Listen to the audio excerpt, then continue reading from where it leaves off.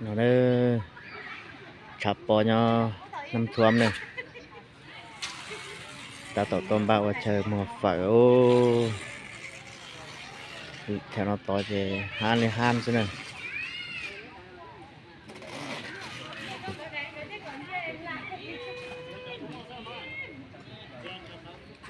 ăn phở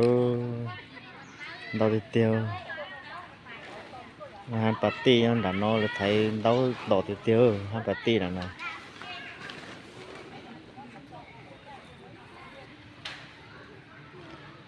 bám phá nó chứ đó dễ thì tiêu cho sắp qua nó bám phá này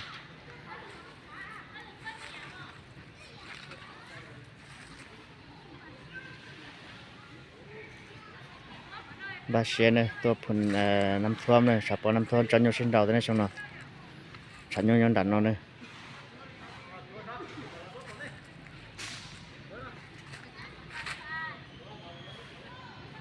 về thì là nó